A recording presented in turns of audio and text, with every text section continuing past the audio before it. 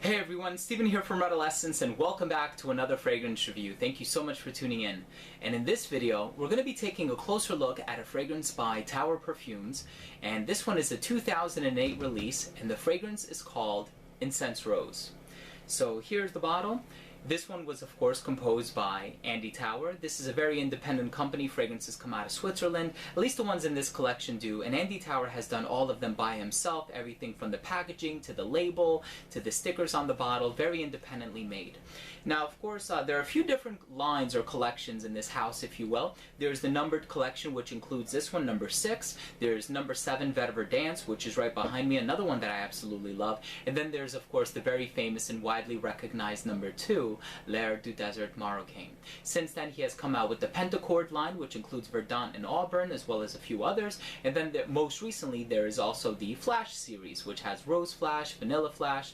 And this isn't Andy Tower's only stab at a rose-based fragrance. Of course, he has Rose Flash, and also the most recent Un Rose de Kandahar. And I'm actually really excited to try those because this is one that I absolutely love. So I'm very excited to see those takes on rose, if you will. Now, this is classified as a floral oriental or a floriental, and I'm going to be letting you guys know what I think of this one. Next up, let's take a look at the presentation. Now, I don't have the box for Incense Rose because I actually bought that fragrance off someone, but I do have the box for my Mer Note Marocain, so I'll show you that so you guys get a feel of what it looks like. You have the sticker with the personalization here at the top. It says Tower. It's in the classic pentagonal shape. You open this up, and on the inside, you have this cardboard flap that is actually signed by Andy Tower. It says Enjoy and then Tower. So really nice attention to detail, excellent personalization, and I think he still does this with his boxes, so if you're interested, yeah. Now here is the bottle, and really nice classic shape to it. I believe the first to do the pentagonal shape. You have the sticker with your information down here at the bottom, nothing at the back, the name of the fragrance and the number up here at the top, concentration, wooden cap, fits in there pretty snugly. You can lift it from the cap, no qualms there. Cap comes off. The atomizer gives you an amazing distribution, and it spits out enough juice relative to the concentration. And that was the presentation for Incense Rose by Tower Perfumes. Now, I think rose is one of those notes that is very difficult to do a unique take on. You have fragrances like Mogador by Kiko Mesheri, to the number of Montals that contain oud and rose and saffron, and it's just very hard to do a unique take on rose. And that's the reason why I absolutely love fragrances like Lyric Man by Amouage, and also Incense Rose by Tower Perfumes. I feel like this is a very unique take on rose, and you're going to be totally surprised when you smell this one. You don't get a very plain, simple, unilateral, expected, and traditional cliche kind of a rose, but you get something very different, and that's because Tower incorporates a note of cardamom in this scent. This is a very contrasting composition, and one that's a little bit difficult to dissect, so I'm not going to entirely attempt to dissect the whole thing, but I'm going to give you the general kind of a vibe that it gives off.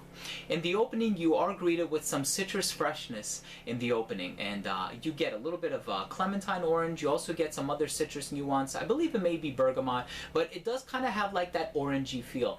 And right away, it brings to mind just as far as the incense and the orange combination comes across, it reminds me of a fragrance by Eau d'Italie called Baume du Doge, and that's one that I absolutely love. So right away, I made the connection between the two. And you do get that orangey freshness in the opening, and it does kind of linger within the first hour of the composition, and then you get some incense that starts to come out. Now, I believe this contains both frankincense and myrrh, and I do get a little bit of both, namely frankincense from this fragrance. And frankincense, to me, it doesn't really come across smelling smoky. A lot of people, when they think of incense, they think of an incense stick and the smoke wafting off of it. You're not really going to get too smoky of a presence in this fragrance, which I think is good. And I think that the lack of smoke in this one really contributes and adds to the versatility of the fragrance. In this one, frankincense to me kind of has like a lemony pine smell, and I think that the pine smell from the incense works really well with the other resins in this fragrance. I believe it also contains labdanum, and I think that the lemony smell contributes to the citrus nuances, so I think it's very well blended in that regard. The rose to me comes off smelling rather fresh in this fragrance, and if I'm not mistaken, it's Bulgarian rose. Now, of course, I'm not the expert, nor would I be able to differentiate between the different rose smells. All I can tell you is that this one smells very fresh and clean, but it also has depth and dimension to it, which I really like about it and really allows it to stand out.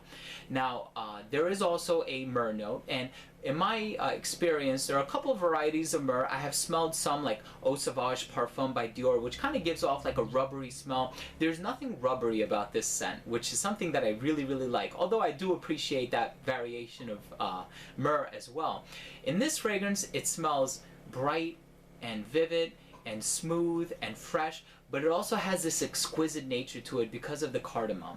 Now, I also need to comment on that. I like the fact that Tower uses the note of cardamom in this scent, because I think in a lot of spicy fragrances, especially as of late, we're seeing the note of cumin surface a lot. Amouage's Fate Man, Rose 31, which has, of course, a cumin vibe to it. And to make a comparison between this and Rose 31, a lot of people are turned off by the spicy note in Rose 31. They say it kind of smells like body odor or whatnot. If you like Rose 31, but you shied away from it because of the spice note, you need to try this one, because this has that spicy element to it, but not in the sense of cumin, because it has cardamom, and many would be familiar with the note of cardamom in fragrances like La Nuit de l'Homme by Yves Saint Laurent. You absolutely need to try this one. Imagine rose, but a very regal, refined, upscale, and exquisite rose smell. This one is absolutely amazing. This is one that I think does not get a lot of play in the community. Usually it's all about L'air du Desert Marocain, but a lot more needs to be said and done about Incense Rose. I think this is a sleeper, and I think more people ought to get their nose on it. It's definitely a favorite of mine. Now, my fiance really doesn't like spicy fragrances. I have had her smell a bunch, from Fate Man by Amouage to Interlude Man by Amouage, and when I had her smell this one, she goes, "Oh wow, that one is actually pretty good."